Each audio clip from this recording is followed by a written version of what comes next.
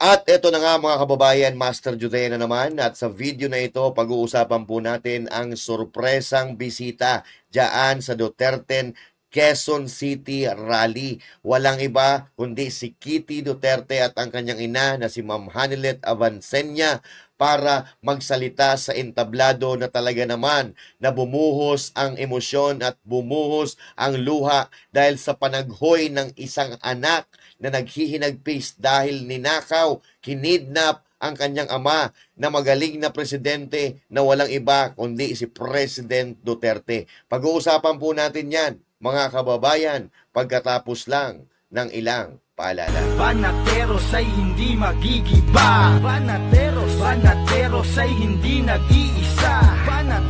Banateros ay kami walang iba. Banateros hanggang sa huli naming hininga.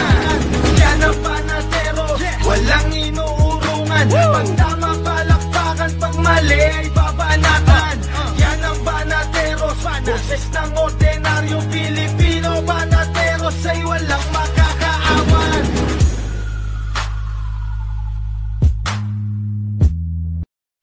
PDP Laban Street, PDP Laban Street, PDP Laban Street, PDP Laban. Tondo, Pato, Bongohin, Lumata, Matuleta, Lambino, Rodriguez, Salvador, Kibuloy sa Senado. Tondo, Pato, Bongohin, Lumata, Matuleta, Lambino, Rodriguez, Salvador, Kibuloy sa Senado. Duterte Street, PDP Laban Street, PDP Laban Street, PDP Laban Street, PDP Laban, PDP Laban Street, PDP Laban Street, PDP Laban Street, PDP Laban.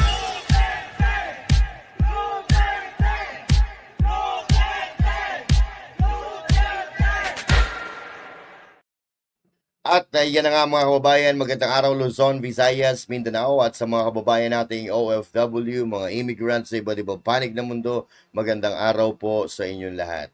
Alam nyo mga kababayan, napakalakas ng impact ng pagdating na iyon ng mag-inang Avancenia at Kitty Duterte diyan sa rally sa Quezon City. Dahil ito po, mga kababayan, ay gumising sa mga Pilipinong nagtutulog-tulugan pa na parang walang pakialam sa ating bansa. Napaiyak ang mga tao, napaiyak ang mga Pilipino.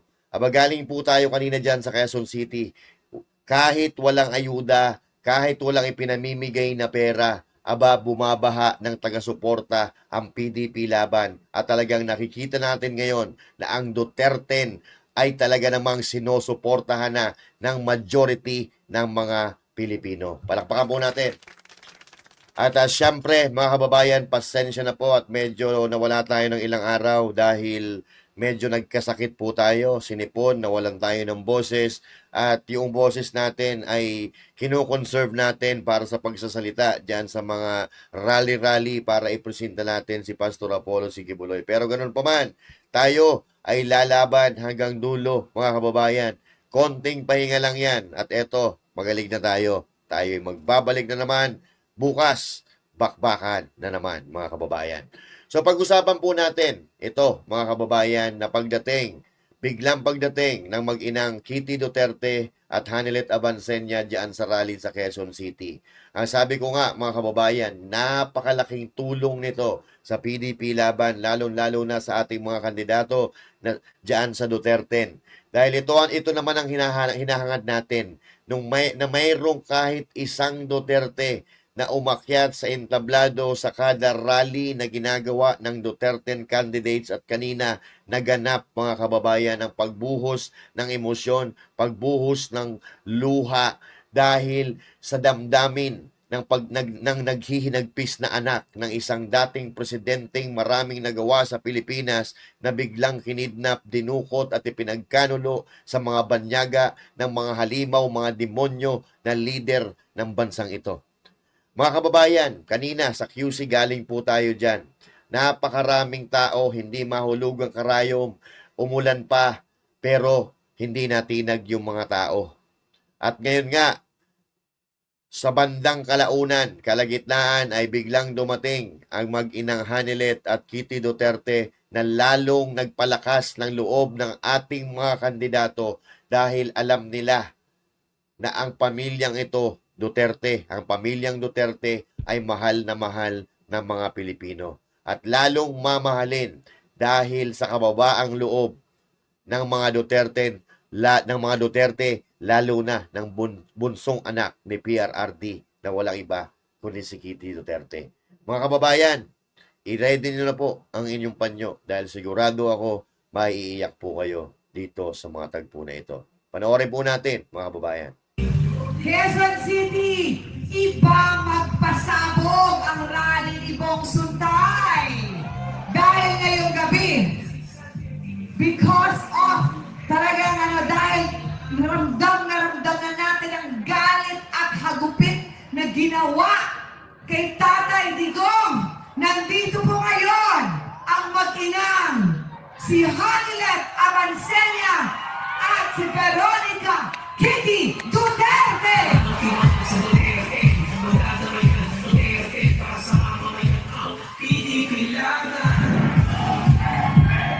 Duterte! Duterte! Duterte! Duterte! Magandang gabi ho sa inyong lahat.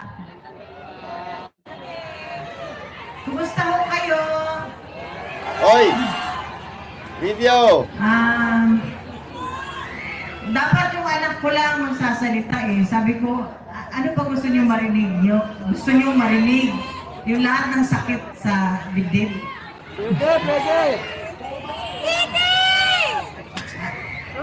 Yung anak ko, baby pa sana, pero napilitan mag-mature. Dahil sa nangyari, hindi naman natin may pagkait kung ano nangyari. Pero ito ho talaga, sana ho tayo Pilipino, isip, magtanda na tayo. Hindi Gusto na ko nakikita si umiyak dito, Mama Hanilet. magtanda na tayo. Pumili na tayo ng mga taong matino, matapat, at yung magsisilbi sa bayan, hindi pagsisilbihan ang sarili. So, nung nasa loob kami, binisita namin ang papa niya, binili niya talaga. Binili niya talaga, uulitin ulit ito ni Veronica, binili niya, suportahan niyo ang Duterte. Kung hindi, kalimutan niyo na lang daw siya. So, yung lahat ng mga sumusuporta, miski sa bahay namin, sa Davao, sa ibang bansa, nakikita ko lahat ng suporta ninyo. Maraming salamat. Alam niyo ba doon sa Netherlands, iba't iba ang tao na pumupunta. Galing sa iba't ibang panig ng bansa. Meron pang taga-Pilipinas na pumunta na nakausap ko. Sabi ko, taga Quezon City sila. Dahil alam mo bakit? Natatakot na rin sila sa kanilang seguridad. Kung noong una, di ba, mahal ni Pangulong Presidente ang bawat Pilipino, gusto niya maging masaya, safe, ligtas, nakakauwi ng bahay. Walang nangyayaring masama. Sana ho, suportahan ninyo ang mga kandidato ni Pangulong Presidente Duterte, Presidente Duterte, Rodrigo Duterte, yung 10. Nakikiusap po ako at yung sa mga darating na mga araw, maging mapagmatsyag po tayo lalo na sa araw ng eleksyon. Tulungan ho natin ang bansa, tulungan natin ang susunod na henerasyon. Wala na hong natira sa atin. Di ba naalala nyo nung naging siya ang presidente? Naalala ko, OFW ako eh. Lahat ng mga Pilipino na sa abroad, proud na proud maging Pilipino. Pero ano ho ngayon ang nangyari?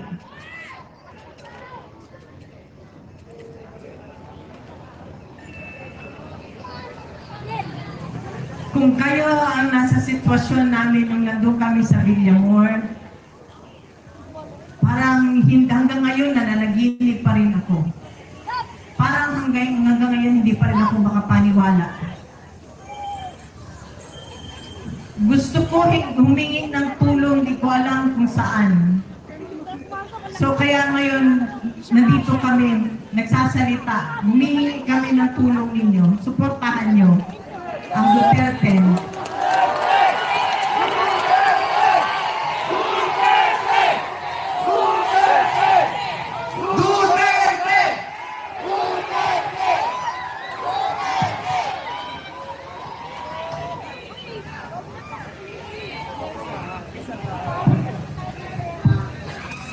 Camera. Hold your mic, please.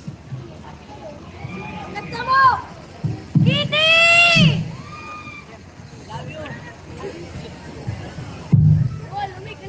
Magandang gabi sa inyong lahat. Grabe. Ako si Veronica Kitty Duterte, bunsong anak ni Pangulong Rodrigo Roa Duterte. Naaalala niyo po ba, noong panahon ni PRRD, nakakaalis at nakakauwi ng ligtas ang mga anak niyo. Ibalik natin ang ganoong pamamahala sa bansa. Nandito ako ngayon dahil kinuha nila sa amin, sa ating lahat, higit sa lahat, sa akin, ang tatay ko. Noong March 11, 2025, nasaksihan ko ang pagkidnap at pag-abuso nila sa tatay ko. Imbis na krimen, korupsyon at kahirapan ang pagtuunan ng pansin ng pamahalaang ito, inuuna nila ang pagsira sa pamilya ko at sa lahat ng kalyado nito.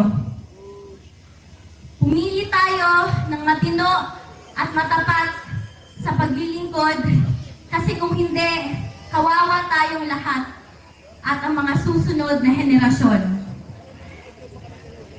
Mahalagang magkaisa tayo sa araw ng eleksyon, May 12, 2025. Supportahan natin ang PDP Laban Senatorial Slate o mas kinikilalang Duterte.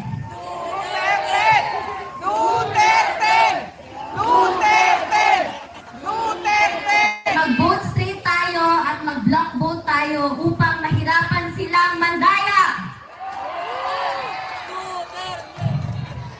To the OFWs, to the Filipino communities who took care of us, you have my love, respect, and gratitude.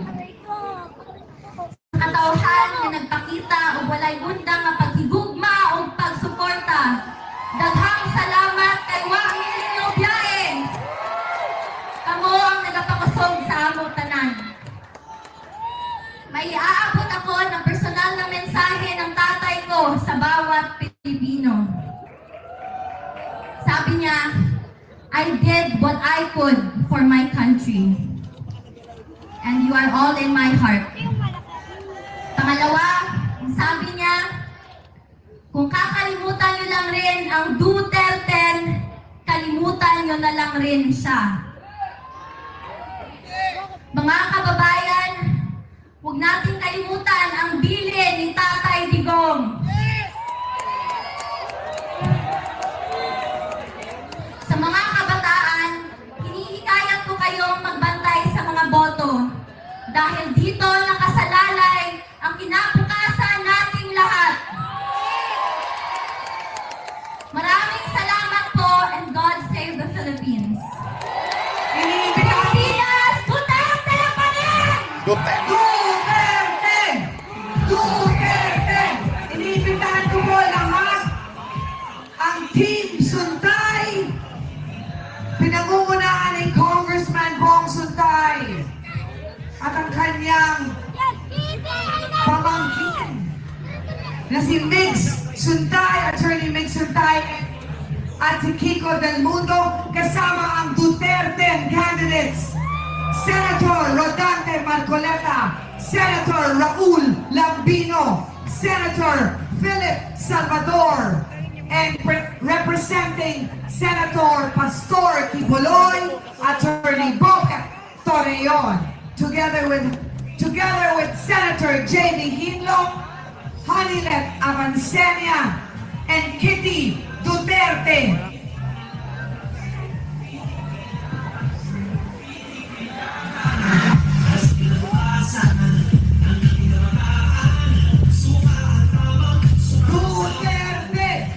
Duterte!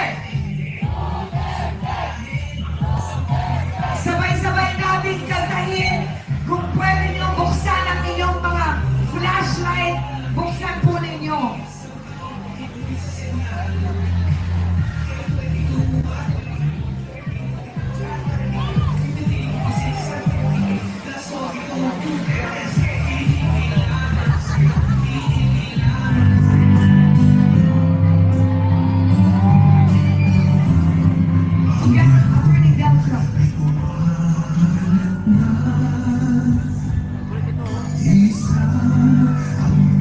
Attorney Delsa, please join them.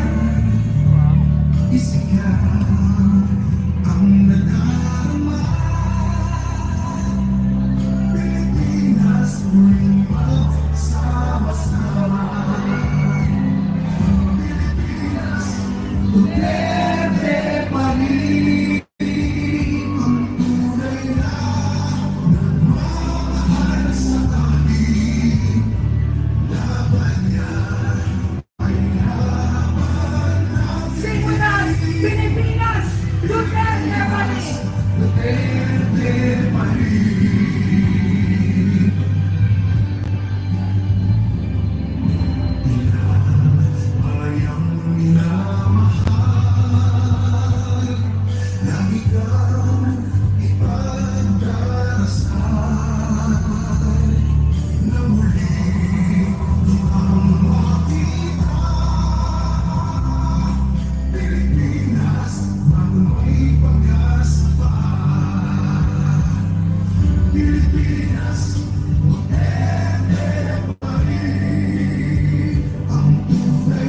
Nagmamahal sa akin. Laban niya. Ay laban natin. Pilipinas, Duterte pa rin. Everybody. Pilipinas, Duterte pa rin. Laban niya.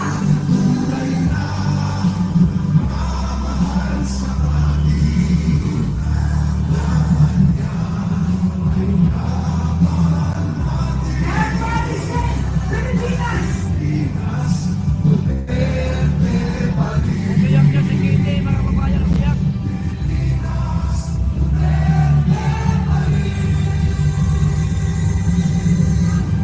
Duterte! Duterte! Duterte! Duterte! Duterte! Ayan, mga kababayan. Alam niyo kung bakit naiyak si Kitty Duterte? Dahil ramdam niya na marami pa rin ang nagmamahal sa kanilang pamilya. Kaya patuloy po nating suportahan ang mga Duterte, lalong-lalo na ang tagubilin ni Tatay Digong na iboto straight ang PDP laban. Alam nyo, ramdam na ramdam ko eh. Ramdam na ramdam natin yung nararamdaman ni Kitty Duterte na sa murang edad, siya ngayon ay nasasadlak sa politika dahil wala na siyang magagawa. Dahil ito ang landas na talagang dinadaanan ng kanilang pamilya. Yung tatay niya ayaw tumakbo dati. Pero napilitang tumakbo si Pangulong Duterte dahil sa panawagan nating mga Pilipino, sa panawagan ng taong bayan. At hindi tayo pinahiya ng matanda. Hindi tayo pinahiya ni PRRD sa pagsuporta natin sa kanya dahil napakaganda ng ipinakita niyang paninilbihan sa ating bayan. Marami ang nagawa para mapakinabangan ng sambayanang Pilipino. Kaya ngayon, bilang ganti, tuparin po natin ang kanyang kahilingan na iboto ang Duterte para makabalik na po siya sa ating bansa dahil hindi siya nababagay doon sa ibang bansa dahil dito siya nanilbihan sa buong buhay niya sa bansang Pilipinas. Tapos, doon lang siya dadalhin, mga kababayan. Nakakadurog ng puso. Kung tayo na mga supporter lang, nadudurog ang puso natin. What more?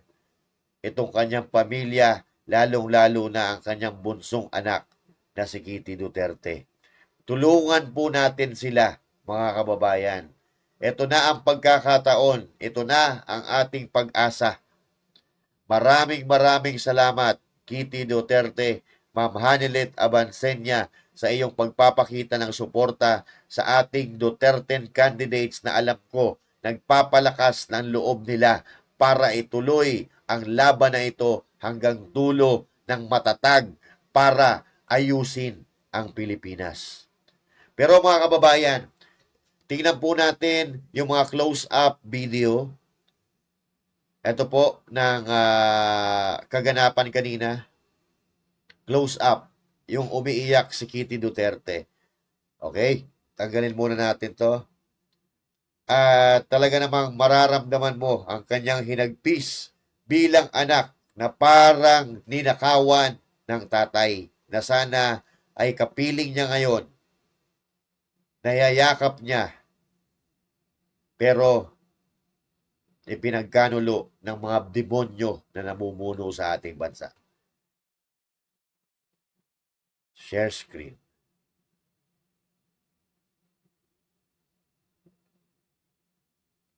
Ito.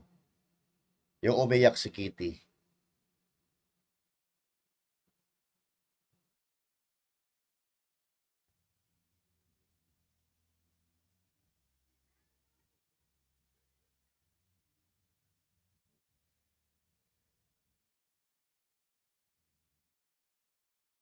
Wait lang. Hindi pa na natin na-add. Ito, yung umiiyak si Kitty, oh.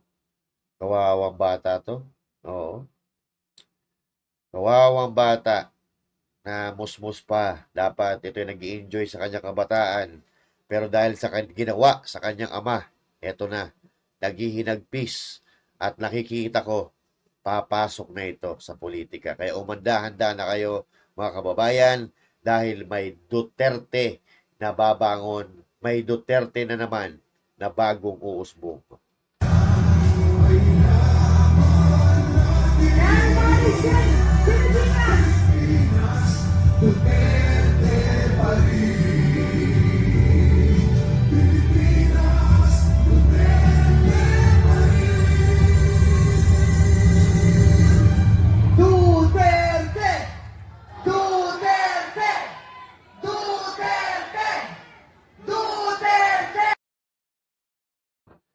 Ayan mga kababayan, nakikita nyo kung gaano kadurog ang puso ni Kitty Duterte dahil hindi niya ngayon kapiling ang kanyang ama. Na dapat sana nagse-celebrate sila dahil successful yung pamumuno ng kanyang ama, pero wala. Nang dahil sa politika at sa pagkagahaman ng Marcos Jr. administration, wala. Durog na durog ang kanyang puso. Ulitin nga natin, mga kababayan, yung sinabi niya kanina. Ulitin po natin ng up close para sana ba yon? Wait lang po hanapin natin si Salva. Siname ko yun eh. Yung siya ay nagsasalita. Ito. Parang mas up close ito eh. Okay, wait lang po I-add lang po natin. Wait lang. Ayan. Okay, sige, go.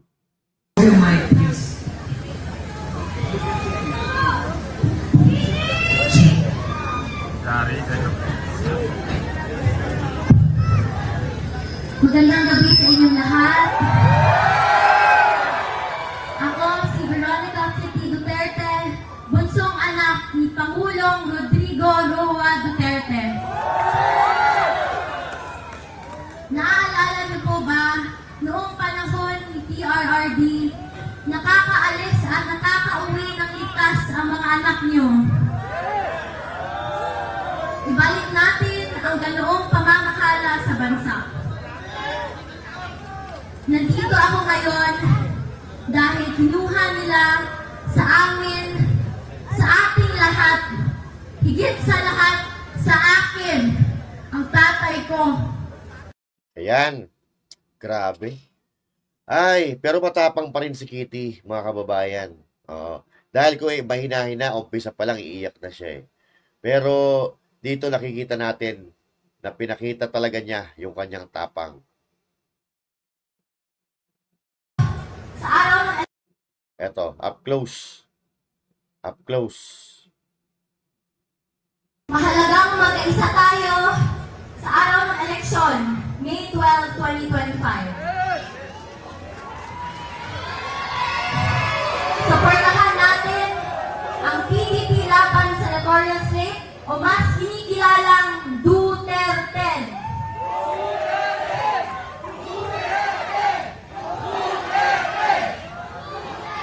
Mag-vote straight tayo at mag-block vote tayo upang mahirapan silang mandaya. Tama!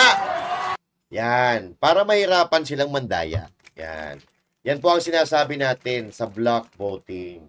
Para mahirapan po silang mandaya. Alright? So, ano pa tayo dito? Ito talagang dito, kitang-kita yung kanyang hinagpis dito. Oh. Ayan, oh. Tululuha niya eh. Actually, naluha din ako eh. Oh. Ayan, oh. Ayan, oh. Eh, sino man yung maiiyak niyan? Oh.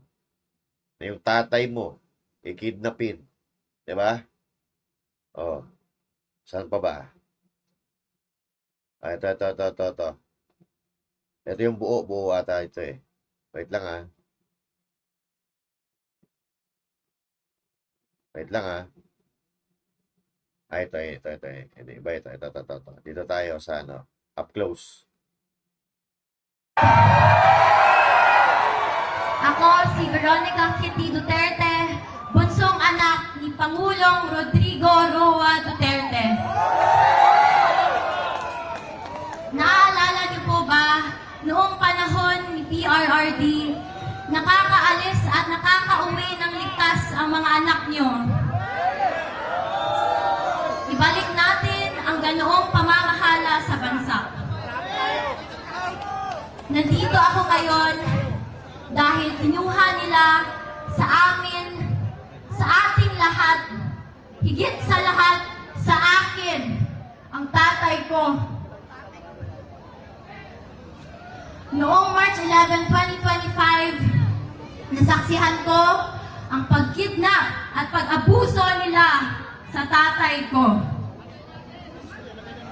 Imbis na krimen, korupsyon at kahirapan ang pagtuunan ng pansin ng pamahalaang ito, inuuna nila ang pagsira sa pamilya ko at sa lahat ng kalyado nito. Pumili tayo ng matino at matapat sa paglilingkod kasi kung hindi, kawawa tayong lahat at ang mga susunod na henerasyon. Mahalagang mag-isa tayo sa araw ng eleksyon, May 12, 2025. Suportahan natin ang PDP laban sa senatorial slate o mas kinikilalang Duterte.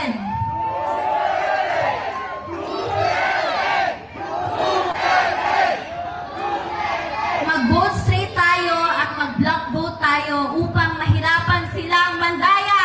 Ayun!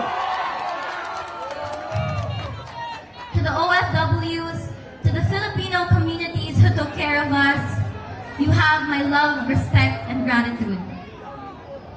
Sa katauhan nga nagpakita o walay undang nga paghigugma o pagsuporta, daghang salamat kay wa mininyo biyahe. Kamo ang nagapakusog sa amo tanan. May aabot ako na personal na mensahe ng tatay ko sa bawat Pilipino. Sabi niya, I did what I could for my country. And you are all in my heart. Pangalawa, sabi niya, kung kakalimutan niyo lang rin ang Duterte, kalimutan niyo na lang rin siya. Mga kababayan, huwag nating kalimutan ang bilin ni Tatay Digong. Sa mga kabataan, hinihikayat ko kayong magbantay sa mga boto dahil dito nakasalalay ang kinabukasan nating lahat. Maraming salamat po and God save the Philippines. Yun! Pilipinas, Duterte pa rin! Ayun, very strong statement coming from the 21 years old na bata, mga kababayan. At dito talaga ako naiyak eh. Oh. Nakakaiyak naman talaga eh. Wait lang, nasa na yun? Ito.